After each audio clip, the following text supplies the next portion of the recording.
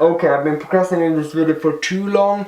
Let's just do it before 2013 actually ends. Hello! The Ladies Survey is a survey created by the YouTuber Rosianna, and its focus is on female content creators online and the struggles many of them have to go through. I wasn't tagged by anyone to do this, cause let's be honest, nobody knows who I am on YouTube. But Rosianna tagged another YouTuber, Liam Dryden, and he then tagged everyone else, especially guys.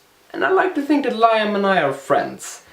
So let's answer this question now, shall we? 1.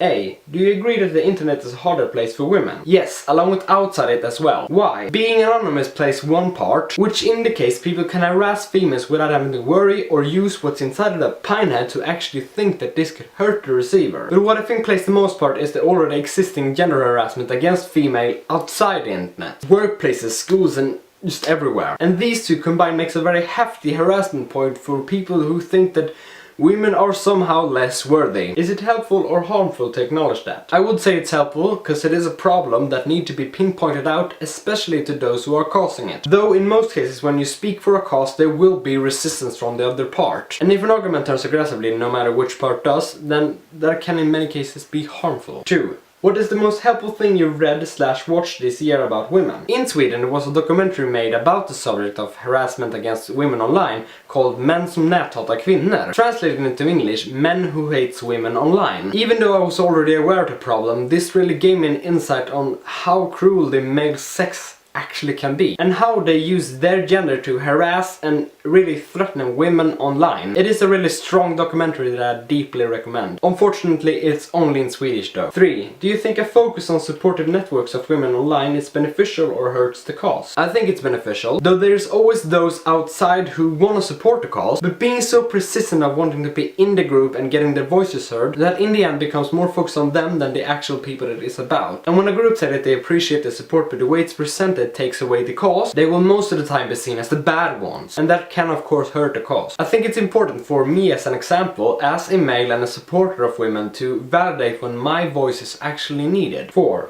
A.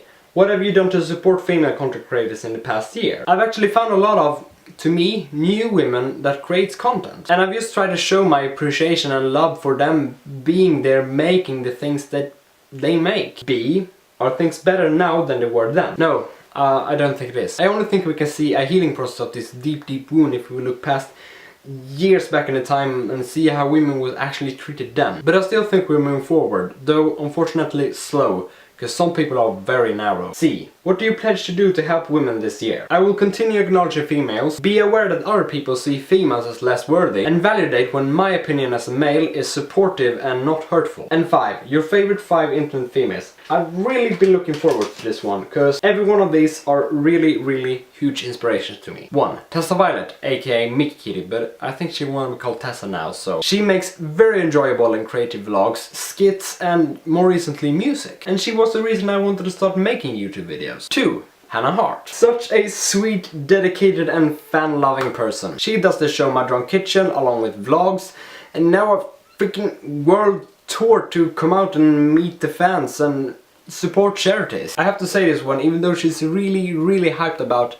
But 3. Felicia. She runs, along with many other people, the channel Geek and Sundry, which is just geeky and nerdy stuff, and I like that very much about her. 4. Marina And The Diamonds. She is a musician that I think got a lot of recognition online through YouTube. I am deeply in love with her music and her overall down-to-earth personality. You have a girlfriend, stop it. I was so inspired by her that my home big precision bass actually was named after one of her songs, Prima Donna. And finally 5. Sylveria Dreams. I have absolute no idea of how or where I found her. Probably through YouTube, dummy. She's a pretty small YouTuber that does gaming videos, mostly about Blizzard games, so I'm very excited about that. But along with vlogs and other stuff, etc. She's just so inspiring to watch because she showcases her personality in every video she makes, which makes me want to watch her videos because of her and not only because of what she do. And I think that should be acknowledged more. To see people behind the work and support them in whatever they want to make. Especially women who are having a harder time with that. Go check out Sylveria and all the other females. And that is it for my Ladies Survey 2013. I don't know who to tag because really I have no friends who does YouTube. So like Lime said, if you want to do it, just do it. The more people who are talking about this, the more the problem would be acknowledged for what it actually is.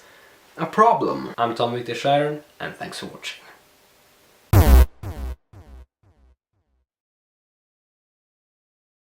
Which I really... Holy fuck!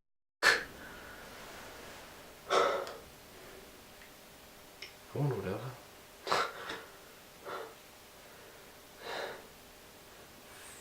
Wind is scaring the living crap out of me.